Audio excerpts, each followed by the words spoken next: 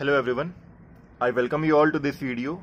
In this video we'll learn about respiratory system and the various organs which are involved in this system and also about the process respiration. But before we begin, I would suggest you to subscribe the channel and also the Telegram group in which I upload the PDF of the lecture.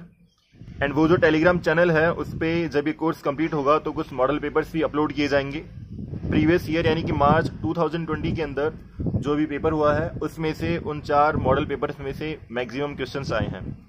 जो 80 का paper था उस 80 के paper में से 78 जो marks है वो उन्हीं 4 मॉडल पेपर्स और कुछ जो इंपॉर्टेंट क्वेश्चंस कराए थे उसी में से आए हैं। तो आप ये मॉडल पेपर्स भी डाउनलोड कर सकते हैं उस टेलीग्राम ग्रुप को ज्वाइन करने के बाद में। Okay, let's begin.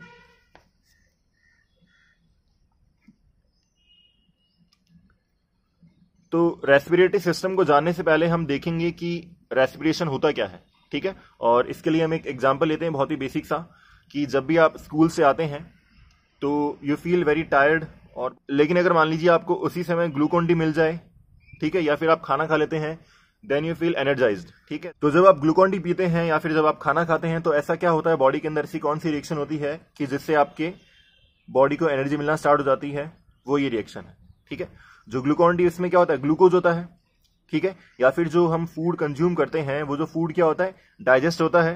अभी रिसेंटली हमने टॉपिक कंप्लीट किया है डाइजेशन वाला, ठीक है। तो प्लीज उस डाइजेशन वाले टॉपिक को एक बार देखिएगा क्योंकि वो बहुत ही एक इंपॉर्टेंट टॉपिक है। अभी जो मार्च 2020 का जो पेपर हुआ था आपका उसके अंदर रेस्पिरेशन से एक क्वेश्चन आया था, इंपॉर्टेंट क्वेश्चन। तो इस बार चांस है कि आपके डाइजेशन से आएगा, ठीक है। तो जो फूड है जिसको हम डाइजेस्ट करते हैं या कंज्यूम करते हैं वो क्या होता है, आखिर में ग्लूकोज में ही कन्वर्ट होता है, ठीक है। और जो हम ग्लूकोन डी पीते हैं उसमें भी क्या होता है, ग्लूकोज ही होता है। तो वो जो ग्लूकोन डी है या जो ग्लूकोज है उसका जो ग्लूकोज है वो क्या होता है, ऑक्सीजन से रिएक्शन करता है। तो किसी भी सब्सटेंस के अंदर ऑक्सीजन का एडिशन करवाना, ठीक है, या किसी सब्सटेंस की ऑक्सीजन से रिएक्शन करवाना, उसको हम क्या बोलते हैं, ऑक्सीडेशन, ठीक है। तो जब ये ऑक्सीजन इसके साथ रिएक्शन करती है, ठीक है, या फिर जो फूड यहाँ पे क्या होता है, बर्न आउट होता है ऑक्सीजन के साथ में, ठीक है। तो वो क्या करता है, यहाँ पे एनर्जी प्रोड्यूस करता है और साथ में कार्बन डाइऑक्साइड और क्या, वाटर। लेकिन यहाँ जो ये CO2 वो क्या होता है आपकी बॉडी के लिए क्या है, हार्मफुल है, ठीक है। तो आपको इस CO2 को बॉडी से बाहर निकालना होता है, ठीक है। और ये जो ऑक्सीजन है वो बॉडी में तो बनती है नहीं, इसको आपको बाहर के एनवायरमेंट से अंदर लेना होता है, ठीक है। तो आपको इन दोनों गैसेज का एक्सचेंज करना होता है।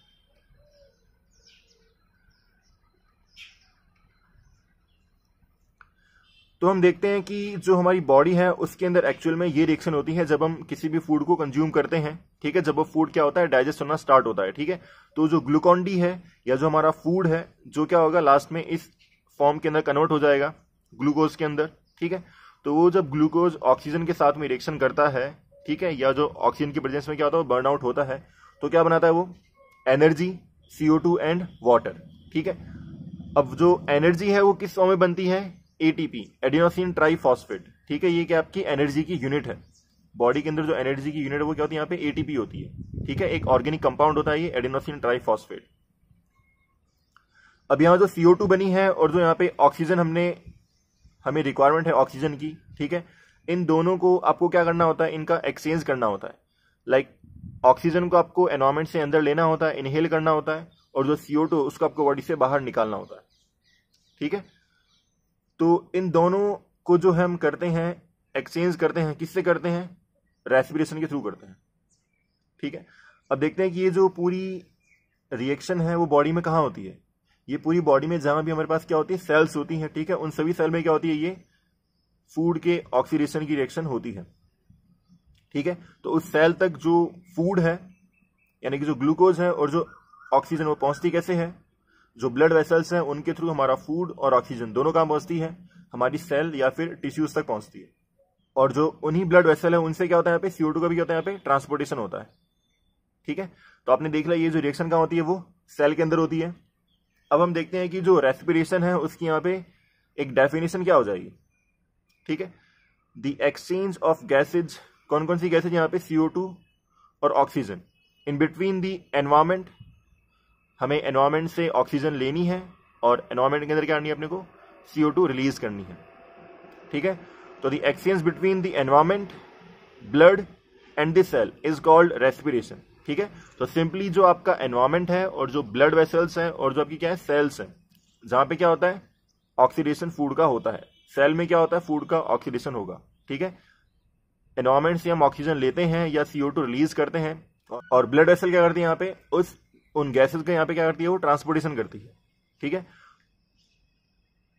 Next we have food gets oxidised and energy is release in the form of ATP। ठीक है, ये अपने कवर कर लिया है। एक चीज और आप यहां नोट कर लीजिएगा कि the main objective of the respiration is to oxidise the food and release energy. जो आपका रेस्पिरेशन है उसका मेन ऑब्जेक्टिव क्या होता है, फूड का ऑक्सीडेशन कराना और उससे एनर्जी को रिलीज करवाना। कई बार क्या होता है हमें ब्रीदिंग और जो रेस्पिरेशन है दोनों क्या लगती है, हमें सेम लगती है, बट दोनों क्या डिफरेंट है, जुड़े हुए एक ही टास्क से हैं, एक ही प्रोसेस है, लेकिन दोनों क्या अलग अलग प्रोसेस हैं। ठीक है, देखिए जो इनहेल और जो एक्सहेल होता है, यानी कि ऑक्सीजन को या एयर को अंदर लेना और बाहर छोड़ना, रिलीज करना। ठीक है, गैसेस को इनहेल करना और उनको एक्सहेल करना, ये तो किस में आएगा, यहाँ पे ब्रीदिंग के अंदर आ जाएगा। और ये क्या होता है आपका केवल एक मैकेनिकल प्रोसेस है। ठीक है, इसमें केवल मैकेनिकल वर्क हो रहा है, गैसेस आपकी बॉडी के अंदर एंटर कर रही है और उससे बाहर जा रही है। ठीक है, बट जो रेस्पिरेशन है वो कैसा होता है, यहाँ पे आपका बायोकेमिकल प्रोसेस होता है।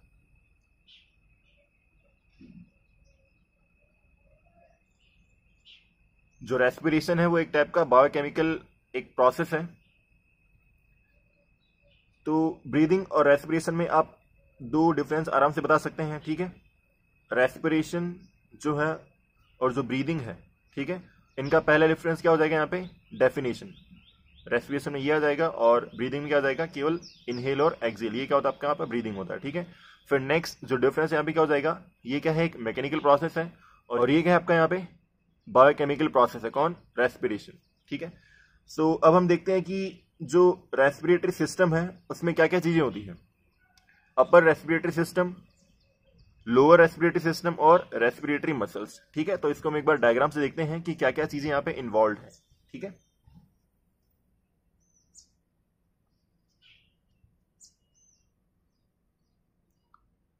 तो बेसिकली यहाँ पे कुछ ऑर्गन्स ऐसे भी हैं जिनसे आप ऑलरेडी फेमिलियर हैं। ठीक है, डाइजेशन में भी हमने इन ऑर्गन्स के बारे में पढ़ा था। तो सबसे पहले हम स्टार्ट करते हैं कहां से, एक होती है हमारे पास क्या, nasal cavity, then we have buccal cavity. ठीक है, और जो नेजल कैविटी और बगल कैविटी है, ठीक है, इन दोनों से पीछे ये दोनों कहां जुड़ी होती है, फेरिंग्स में जुड़ी होती है। ठीक है, तो नेजल कैविटी, बगल कैविटी और फेरिंग्स ये सब हमने कहां पढ़े थे, डाइजेशन के अंदर भी हमने पढ़े हैं। ठीक है, नेक्स्ट वी हैव लैरिंग्स। ठीक है, लैरिंग्स, फेरिंग्स के बाद में जो क्या होता है यहाँ पे लैरिंग्स होता है। ठीक है, अगर आपको याद है तो फेरिंग्स के क्या होते हैं यहाँ पे 3 पार्ट होते हैं। फेरिंग्स का जो पार्ट नेजल कैविटी से जुड़ा है उसको हमें क्या बोलते हैं, नेजोफेरिंग्स, और जो माउथ से जुड़ा है उसको हमें क्या बोलते हैं, ओरोफेरिंग्स, और जो लैरिंग्स से जुड़ा होता है किसका, फेरिंग्स का पार्ट, उसे हमें क्या बोलते हैं, लैरिंगोफेरिंग्स। ठीक है, तो ये जो 4 ऑर्गन्स हैं लाइक नेजल कैविटी, बगल कैविटी, फेरिंग्स एंड लैरिंग्स, ये चारों आपके किसके पार्ट है यहाँ पे, अपर रेस्पिरेटरी सिस्टम। ठीक है, लैरिंग्स तक जो भी है सभी किसमें आएंगे, आपके अपर रेस्पिरेटरी सिस्टम में आएंगे। Next we have trachea. जैसे हमने देखा था डाइजेशन के अंदर कि एक फूड पाइप होती है। ठीक है, वहां हमने देखा था विंड कैनाल और फूड कैनाल, दो वहां पे पाइप होती है, जो दो वहां पे कैनाल होती है। ठीक है, तो जो विंड कैनाल है या जो विंड पाइप है उसे में भी क्या बोलते हैं, ट्रैकिया भी बोलते हैं। कि ट्रैकिया क्या होती है, आगे की ओर होती है, और फूड पाइप क्या होती है, आपके पीछे की ओर होती है। ठीक है, तो जब ये ट्रैकिया है आगे जाती है 2 पार्ट में डिवाइड हो जाती है। ठीक है, एक इस लंग में जाएगी, ठीक है, और एक आपके राइट लंग में जाएगी। ठीक है, तो दोनों आपके वो अलग अलग लंग्स के अंदर चली जाएंगी। ठीक है, तो ये जो लंग्स के अंदर जो यहाँ पे डिवाइड हो रही है, ठीक है, जो ट्रैकिया जो फर्स्ट यहाँ पे डिवाइड होगी उसको आप यहाँ पे क्या बोलोगे, ब्रोंकी बोलोगे। ठीक है, और जो ये जो ब्रोंकाई है जब इसके यहाँ पे क्या होंगे, फर्दर पार्टीशन होंगे, आप उनको क्या बोलोगे, यहाँ पे ब्रोंकियोल्स बोलोगे। और ये जो ब्रोंकियोल्स है, इन ब्रोंकियोल्स के टर्मिनल एंड पे यानी कि लास्ट कोने पे क्या होते हैं, एल्वियोलीज होते हैं। ठीक है, आपको दिख रहा होगा जैसे एक अंगूर का गुच्छा होता है। ठीक है, उसके जैसे आपको दिखाई दे रहे होंगे। ठीक है, तो ये एक ब्रोंकियोल्स जो है उसके एक लास्ट एंड पे होते हैं, कौन, एल्वियोलीज। ठीक है। ये जो ग्रेप लाइक स्ट्रक्चर है, ये जो एक ग्रेप लाइक स्ट्रक्चर है, इसको हम बोलते हैं एल्वियोलस। और ये जो बहुत सारे जो यहाँ पे क्या है एल्वियोलस है, उनको हम क्या बोलेंगे यहाँ पे एल्वियोलीज बोलेंगे। तो ये जो एल्वियोलीज हैं, ठीक है, इन्हीं में क्या होता है गैसियस एक्सचेंज एक्चुअल में होता है। ठीक है, वो जो ऑक्सीजन और जो CO2 का एक्सचेंज एक्चुअल में जो पूरे सिस्टम में कहीं होता है, तो कहाँ पे होता है, वो इन एल्वियोलीज के अंदर होता है। ठीक है। और अगला हमारे पास एक यहाँ पे एक मसल है, कौन सी, यहाँ पे डायफ्राम होता है। ठीक है, तो ये सब ऑर्गन्स है जो इन्वॉल्व है किसके अंदर, रेस्पिरेटरी सिस्टम के अंदर इन्वॉल्व है। ठीक है, तो जैसे हमने देखी थी डेफिनेशन किसकी, डाइजेस्टिव सिस्टम की, वैसे यहाँ पे किसकी हो जाएगी, रेस्पिरेटरी सिस्टम की भी हो जाएगी। ठीक है, लाइक जो भी ऑर्गन्स यहाँ पे इन्वॉल्व हैं किसके अंदर, रेस्पिरेटरी सिस्टम के अंदर। ठीक है, तो उस ग्रुप ऑफ ऑर्गन को हम यहाँ पे क्या बोलेंगे, रेस्पिरेटरी सिस्टम बोलेंगे। ठीक है, तो अपर रेस्पिरेटरी सिस्टम हम स्टार्ट करते हैं यहाँ पे। उसका जो फर्स्ट ऑर्गन यहाँ पे क्या हो जाएगा, नोज, देन माउथ, फेरिंग्स और लैरिंग्स। तो नोज के बारे में पढ़ते हैं। It starts with externally visible pair of nostril. ठीक है, तो जो आपको एक पेयर दिखाई देता है, ठीक है, नॉस्ट्रिल का, वहां से स्टार्ट होते हैं, कौन, नोज स्टार्ट होता है। ठीक है, अब इसमें क्या होता है, it is divided into 2 parts bye cylinder bone and thin membrane. ठीक है, आपके जो नोज में क्या होती है, बीच में एक बोन होती है, कैसी होती है वो, सिलेंड्रिकल बोन होती है। ठीक है, और उसके ऊपर क्या होती है, यहाँ पे थिन मेम्ब्रेन होती है।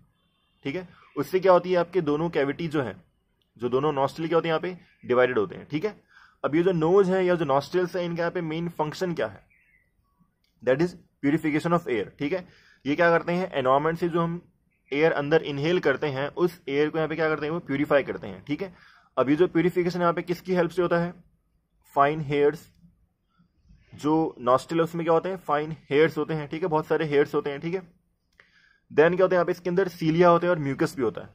ठीक है, म्यूकस आपको लास्ट टॉपिक में भी बताया था किसके अंदर, डाइजेस्टिंग के अंदर भी। ठीक है, अब देखिए सीलियास क्या होते हैं, सीलियास क्या होते हैं, बहुत ही स्मॉल जो हेयर्स हैं या जो हेयर लाइक प्रोजेक्शन है, ठीक है, उनको हम क्या बोलते हैं, सीलिया बोलते हैं। ठीक है, सीलिया, फ्रेगेला, ये सब आपने पहले भी सुने होंगे। Next we have blood capillaries. जो आपकी मेम्ब्रेन है, जो बोन के ऊपर जो मेम्ब्रेन कवर, उसमें क्या होती है, ब्लड कैपिलरीज होती हैं। ठीक है, और कैपिलरीज क्या होती हैं, ब्लड वेसल ही हैं, जो सबसे बारीक ब्लड वेसल्स होती हैं, जो सबसे पतली ब्लड वेसल्स होती हैं, उनको हमें क्या बोलेंगे, यहाँ पे कैपिलरीज बोलेंगे। ठीक है, तो ये जो फाइन हेयर्स हैं, इनका वर्क क्या है, जो भी आपकी एयर के अंदर हैं डस्ट पार्टिकल्स हैं, जो पोलन्स हैं, उनको क्या करते हैं, यहाँ पे वो रोकते हैं, कौन, hairs. Then we have cilia and mucus. ये सब क्या करते हैं, जो भी आपके एयर के अंदर मान लीजिए कोई फंगस, बैक्टीरिया वगैरह आ चुका है, ठीक है, तो उसको यहाँ पे क्या करते हैं, वो ट्रैप करते हैं, कौन, cilia and mucus. Then we have blood capillaries. इनका काम क्या होता है, उस एयर को वार्म करना और उसको क्या करना, यहाँ पे मॉइस्चर करना। ठीक है, वो जो एयर है उसको मॉइस्चर करना और उसको वार्म करना, ये काम किसका, यहाँ पे ब्लड का है, यानी जो ब्लड कैपिलरीज है उनका काम है यहाँ पे। ठीक है, नेक्स्ट वी हैव माउथ। तो माउथ के बारे में हमने ऑलरेडी कवर कर लिया था, किसके अंदर, डाइजेशन के अंदर। ठीक है, सेम चीज है यहाँ पे भी। इसको आप as a secondary organ of respiration भी यूज में ले सकते हैं। ठीक है, हमने देखा जो एनर्जी है वो प्रोड्यूस कैसे हो रही थी, फूड के ऑक्सीडेशन से। ठीक है, तो मान लीजिए हमें कोई बहुत ही फिजिकल एक्टिविटी करनी है जिसमें आपको बहुत ज्यादा एनर्जी की रिक्वायरमेंट है। ठीक, तो अगर आपको ज्यादा एनर्जी है तो आपको वहां पे क्या करना पड़ेगा, बहुत ज्यादा आपको एयर भी चाहिए होगी, यानी कि ऑक्सीजन। ठीक है, तो अगर आपको ज्यादा ऑक्सीजन चाहिए तो आप माउथ को यूज में ले सकते हैं। ठीक है, बट जो नोज और माउथ है, दोनों में से अगर आपको प्रेफरेंस देनी है या दोनों में से जो ज्यादा बढ़िया रहेगा जिससे इनहेलेशन है, वो कौन सा होगा आपके यहाँ पे, नोज होगा। क्यों, क्योंकि यहाँ पे जो नोज है उसमें क्या होती है, एयर प्यूरिफाई हो जाती है। ठीक है, जबकि माउथ में ऐसा नहीं हो पाता। ठीक है, नेक्स्ट वी हैव फेरिंग्स। इसको हमने ऑलरेडी कवर कर लिया है डाइजेशन के अंदर बहुत बढ़िया से। Nasopharynx, oropharynx, laryngopharynx and epiglottis, ये इसके 4 इंपॉर्टेंट चीजें हैं जो आपको इसमें कवर करनी है। तो अगर आपने वो डाइजेशन वाला टॉपिक का वीडियो नहीं देखा है तो प्लीज उसे जाके देखिए, कमेंट सेक्शन में आपको उसका लिंक मिल जाएगा। ठीक है, नेक्स्ट वी हैव लैरिंग्स। ये कहाँ होता है, बिटवीन लैरिंगोफेरिंग्स एंड ट्रैकिया। ठीक है, जो आपका फेरिंग्स का पार्ट है किससे, जो लैरिंग्स से जुड़ा हुआ है, उसको हम बोलेंगे क्या, लैरिंगोफेरिंग्स। तो इस लैरिंगोफेरिंग्स और जो आपकी ट्रैकिया है, इसके बीच में क्या होता है, लैरिंग्स होता है। अब ये क्या होता है, 9 कार्टिलेज से बना होता है। ठीक है, ये आपका एक क्वेश्चन है, फैक्ट के ऊपर बेस्ड है कि कितने सारे कार्टिलेज होते हैं किसके अंदर, लैरिंग्स के अंदर। अब ये कार्टिलेज क्या होते हैं, जो कार्टिलेज वो क्या होते हैं, यहाँ पे बोन और जो आपके मसल्स हैं उनके बीच की इनकी क्या होती है, कैरेक्टरिस्टिक्स होती है। मतलब कि ये अपीयरेंस इनकी कैसी होती है, ये अपीयर तो आपको होते हैं बोन के जैसे, आपको लगता है कि ये बिल्कुल बोन के जैसे हैं, बट ये क्या होते हैं, जो मसल्स हैं उनके जैसे क्या होते हैं, ये फ्लेक्सिबल भी होते हैं। ठीक है, एक एग्जाम्पल इनका होगा, जो आपका ईयर है, जो आपका कान है, ठीक है, आपको लगता है कि इसमें क्या बोन है, ठीक है, जो इसकी जो पिन्ना है, आउटर जो पिन्ना है, उसमें आपको लगता है कि इसमें क्या बोन है, बट एक्चुअली क्या है, वहां पे वो एक कार्टिलेज है। ठीक है, अब जो आपका लैरिंग्स है उसी में क्या होता है, वोकल कॉर्ड भी होते हैं। ठीक है, वोकल कॉर्ड क्या होते हैं, जहां से हम साउंड प्रोड्यूस करते हैं। ठीक है, अब ये बने किसके होते हैं, म्यूकस मेम्ब्रेन के बने होते हैं। ठीक है, जब इनमें क्या होती है, एयर पास होती है इनके अंदर, ठीक है, तो वहां पे क्या होता है, वाइब्रेशन होता है, और उससे वहां पे क्या होती है, साउंड प्रोड्यूस होती है। ठीक है, तो अब आते हैं आपके कौन से यहाँ पे, लोअर रेस्पिरेटरी ऑर्गन्स या लोअर रेस्पिरेटरी सिस्टम। फर्स्ट इनमें क्या होगा, यहाँ पे ट्रैकिया हो जाएगा। ठीक है, जिसको हम क्या बोलते हैं, यहाँ पे विंड पाइप भी बोलते हैं। ठीक है, तो इसके बारे में कुछ यहाँ पे वर्ड्स हैं जो आपको जानना जरूरी है। ठीक है, देखिए, membranous tube supported by C shaped hyaline cartilage rings. ठीक है, ये कैसी होती है, एक मेम्ब्रेनस ट्यूब होती है। ठीक है, और इसको जो सपोर्ट होती है वो किससे मिलती है, यहाँ पे C shaped hyaline cartilage rings.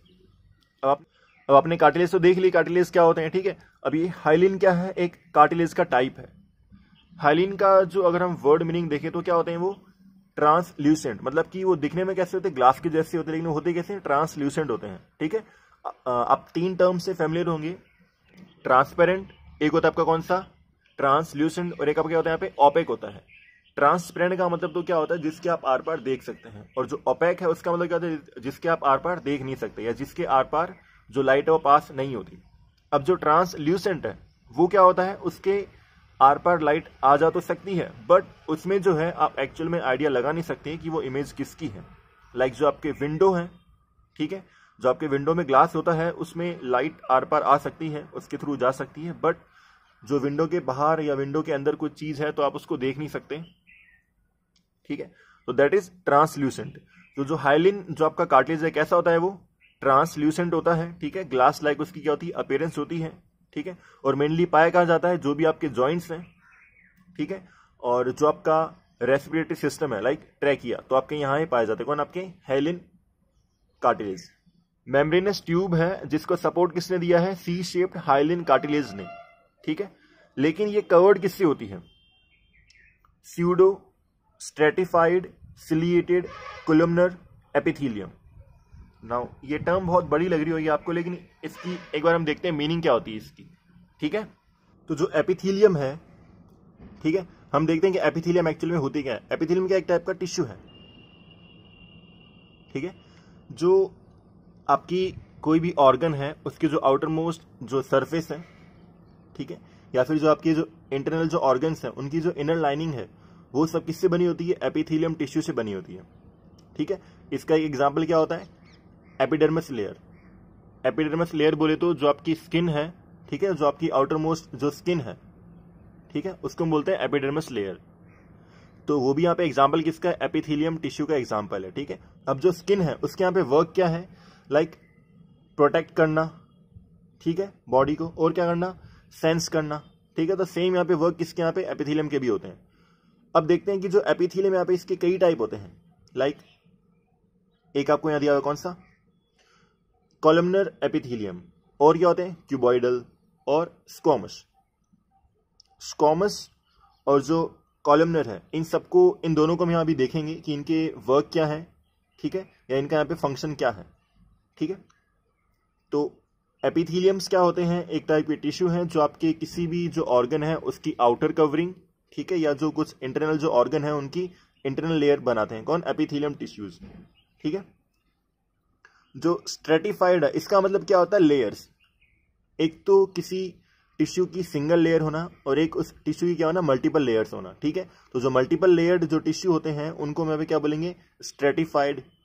ठीक है, और जो कॉलमनर जो है वर्ड, इसका मतलब क्या होता है,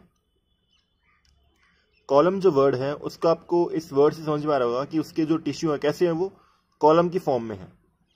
ठीक है, लाइक एक तो होती है रॉ होती है, पंक्तियां होती है, क्या होता है, कॉलम होते हैं, स्तंभ होते हैं। ठीक है ना, तो जो कॉलम्स हैं उसकी फॉर्म में जो टिश्यू है उनका हमें क्या बोलते हैं, यहाँ पे कॉलमनर एपिथेलियम। ठीक है, और जो सिलिएटेड है, सिलिया का मतलब क्या होता है यहाँ पे, हेयर लाइक स्ट्रक्चर। तो यहाँ पे क्या है, कॉलमनर एपिथेलियम है, ठीक है। उसके यहाँ पे बहुत सारी लेयर्स हैं, तो इसलिए उसका नाम अभी क्या हो जाएगा, स्ट्रेटिफाइड, और उसमें क्या यहाँ पे हेयर लाइक स्ट्रक्चर भी है, तो इसका कंप्लीट नाम क्या हो जाएगा, स्ट्रेटिफाइड सिलिएटेड कोलमनर एपिथेलियम। ये जो कार्टिलेज रिंग्स है किसकी बनी यहाँ पे, हाइलिन कार्टिलेज की जो यहाँ पे रिंग्स बनी हुई है सी शेप की, इनका वर्क क्या होता है यहाँ पे, इस ट्रैकिया को कोलैप्स होने से बचाती है, ठीक है, कहीं सिकुड़ ना जाए, ठीक है, कहीं कोलैप्स ना हो जाए। फर्दर जो आपकी यहाँ पे ट्रैकिया है उसमें क्या होता है, म्यूकस भी प्रेजेंट होता है। अब जो ये म्यूकस है उसका वर्क क्या होता है, मान लीजिए कोई आपके जो नॉस्ट्रिल है उसमें से कुछ बैक्टीरिया ट्रैप नहीं हुए वहां पे, और वो क्या हो गया आपके ट्रैकिया के अंदर आ गए हैं, ठीक है।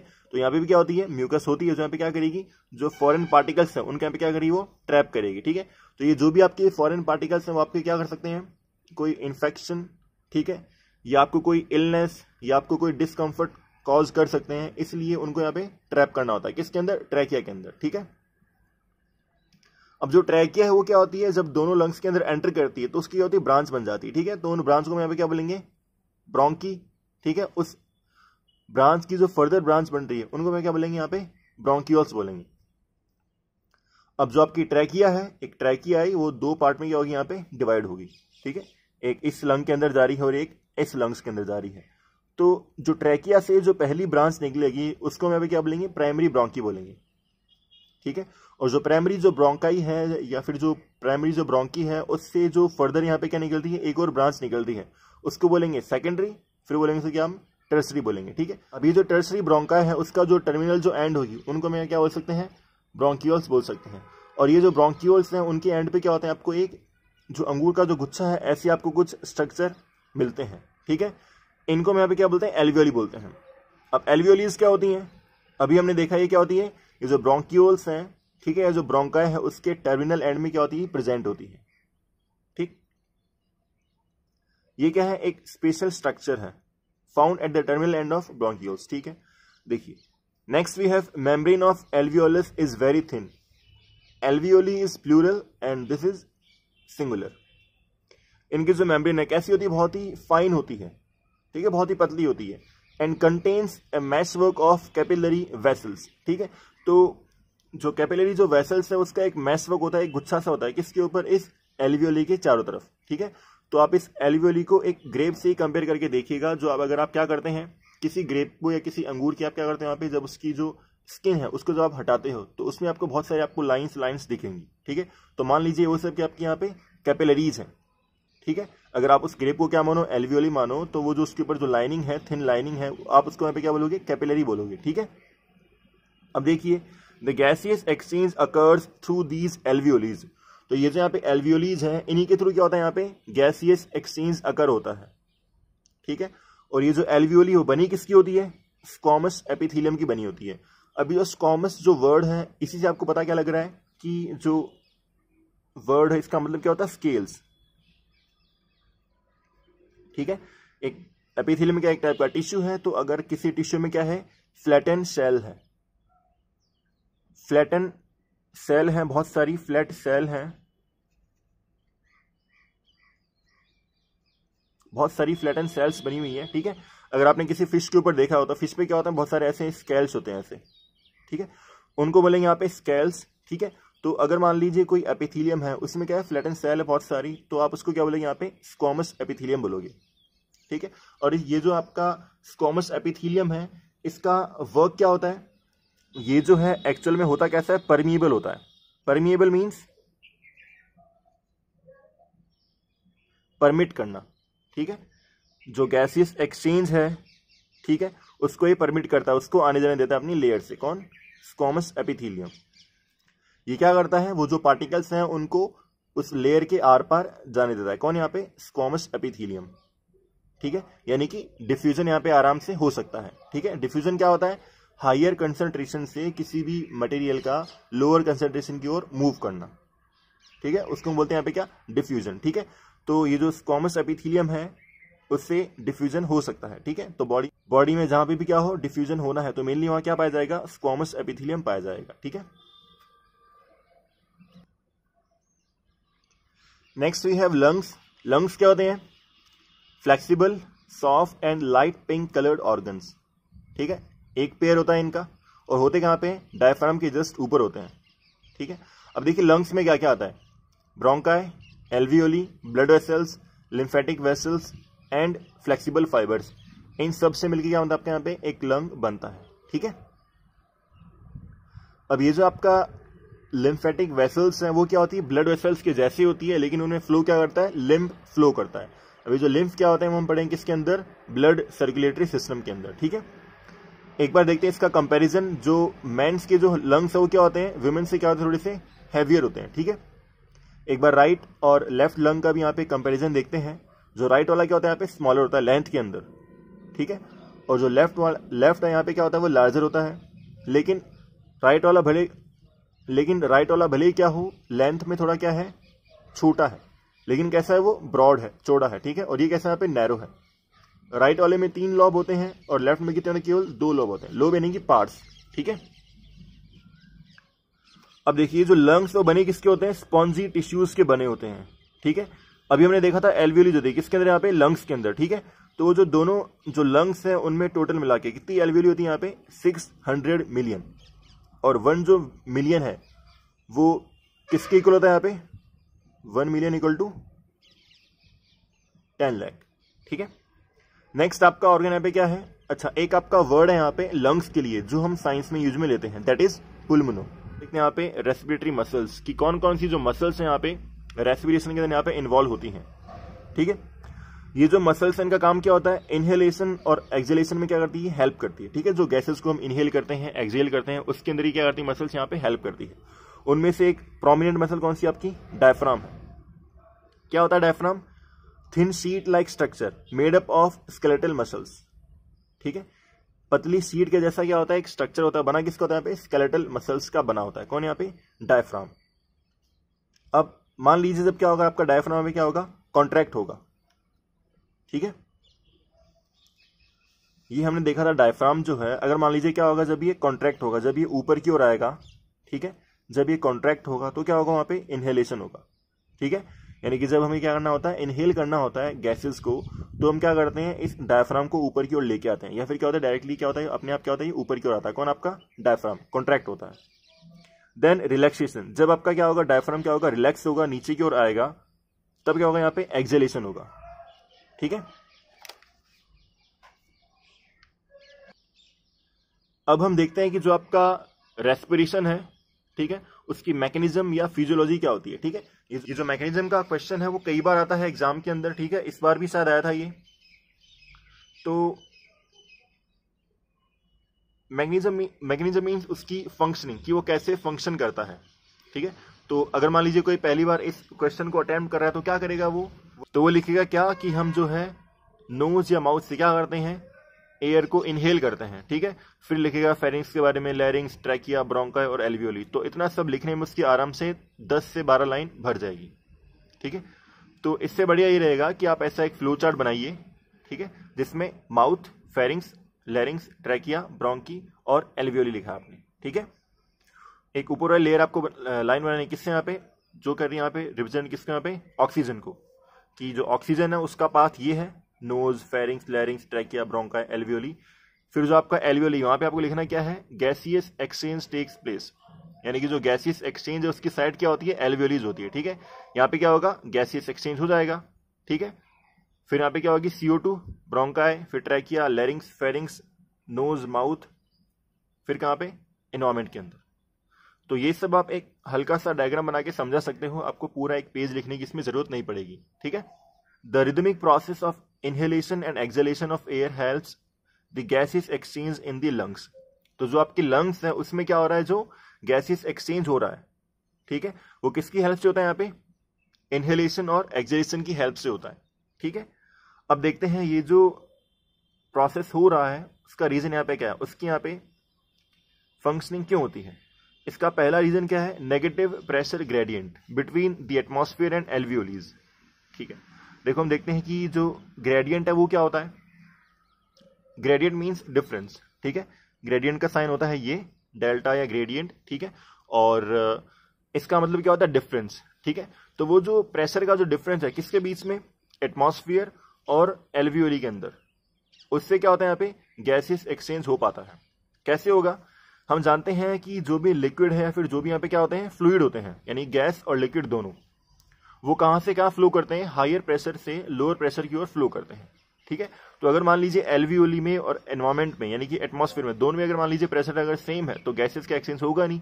ठीक है, तो इसलिए हमें क्या करना होगा, जो डिफरेंस है वो प्रोड्यूस करना होगा किसके बीच में, एटमॉस्फेयर और एल्वियोली के बीच में, या फिर एटमॉस्फेयर और लंग्स के बीच में। ठीक है, और वो हम किससे करते हैं, इनहेलेशन और एक्सहेलेशन से करते हैं। ठीक है, यानी कि जो आपकी रेस्पिरेटरी मसल्स है वो क्या करती है, यहाँ पे इनहेलेशन और एक्सहेलेशन में हेल्प करती है। ठीक है, जिनसे क्या होता है, नेगेटिव प्रेशर डिफरेंस या नेगेटिव प्रेशर ग्रेडियंट क्रिएट होता है किसके बीच में, एटमॉस्फेयर और एल्वियोली के बीच में, जिससे क्या होता है, जो गैसेस क्या करती है यहाँ पे फ्लो कर पाती है, कहां से, हाई प्रेशर से लो प्रेशर की ओर। ठीक है, अब देखिए contraction and relaxation of the diaphragm. ठीक है, तो ये जो दो चीज हैं जिनसे क्या होता है आपके यहाँ पे गैसेस का एक्सचेंज होता है, यह हमें रेस्पिरेशन में हेल्प मिलती है।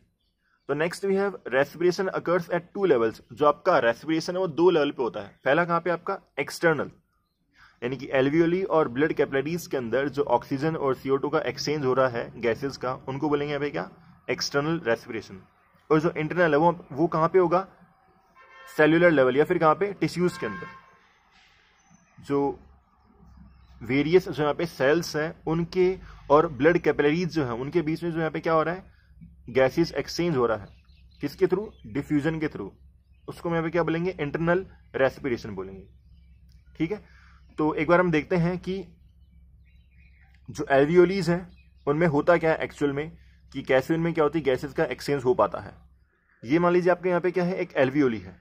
ठीक है, ये यहाँ पे क्या है, उसके यहाँ पे बहुत सारा कैपिलरीज का एक मैस वर्क है। कुछ कैपिलरी यहाँ पे क्या कर रही है, CO2 को लेके आ रही है, और कुछ क्या लेके जाएगी, यहाँ पे ऑक्सीजन को लेके जाएगी। ठीक है, तो जो कैपिलरी क्या लेके आती है, यहाँ पे CO2 को लेके आती है। ठीक है, बॉडी के अलग अलग ऑर्गन से। ठीक है, उनमें क्या होता है, यहाँ पे CO2 का कंसंट्रेशन ज्यादा होता है और एल्वियोली में क्या होता है, कम होता है।